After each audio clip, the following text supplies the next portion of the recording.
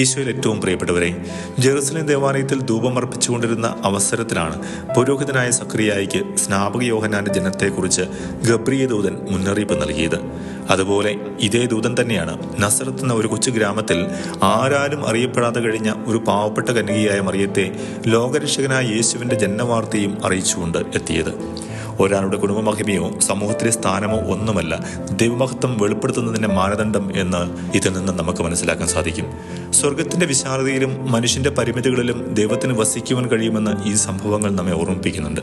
അതുകൊണ്ടാണ് ലൂക്കായുടെ സുവിശേഷം 1-ാം അധ്യായം 30-ാം തിരുവചനത്തിൽ നാം ഇങ്ങനെ വായിക്കുക: ദൂതൻ അവളോട് പറഞ്ഞു, മറിയമേ, നീ ഭയപ്പെടേണ്ട, ദൈവസന്നിധിയിൽ നീ കൃപ കണ്ടെത്തിയിരിക്കുന്നു. മറിയം ദൈവപ്രീതിക്ക് അർഹയായിരുന്നതിനാലാണ് തന്റെ രക്ഷാകര പദ്ധതിയിൽ പങ്കാളിയാകുവാൻ ദൈവം അവളെ അനുവദിച്ചത്. നമ്മുടെ അനുദിന ജീവിതത്തിലും ദൈവമഹത്വത്തിനായി നമ്മെ തന്നെ സമർപ്പിച്ചാൽ അവിടുന്ന് അതിനുവേണ്ട ശക്തി നമുക്ക് നൽകുവാൻ തയ്യാറാണ്. ദൈവത്തിന്റെ ശക്തിയിലും നന്മയിലും ആശ്രയിച്ചുകൊണ്ട് നമുക്കും മറിയത്തെ പോലെ അവന്റെ കരങ്ങളിലെ എളിമയുള്ള ഉപകരണങ്ങളാകാം. സ്വർഗം വിട്ട് ഭൂമിയിൽ പിറന്ന ദിവ്യ ഉണ്ണിയുടെ ജന്മദിനത്തിനായി നാം കാത്തിരിക്കുന്ന ഈ ദിവസങ്ങളിൽ പ്രത്യേകമായി ലോകത്തിന്റെ വിവിധ ഭാഗങ്ങളിൽ ഈശോയെ അറിഞ്ഞിട്ടില്ലാത്ത എല്ലാ മനുഷ്യമക്കളെയും അവിടുത്തെ പാദാന്തികത്തിൽ സമർപ്പിച്ചുകൊണ്ട് നമുക്ക് പ്രാർത്ഥിക്കാം.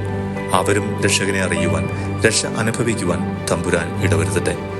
നമ്മുടെ കർത്താവായ യേശു മിശിഹായുടെ കൃപയും പിതാവായ ദൈവത്തിന്റെ സ്നേഹവും പരിശുദ്ധാത്മാവിന്റെ സഹവാസവും നമ്മോടുകൂടി ഉണ്ടായിരിക്കട്ടെ, ഇപ്പോഴും എപ്പോഴും എന്നേക്കും.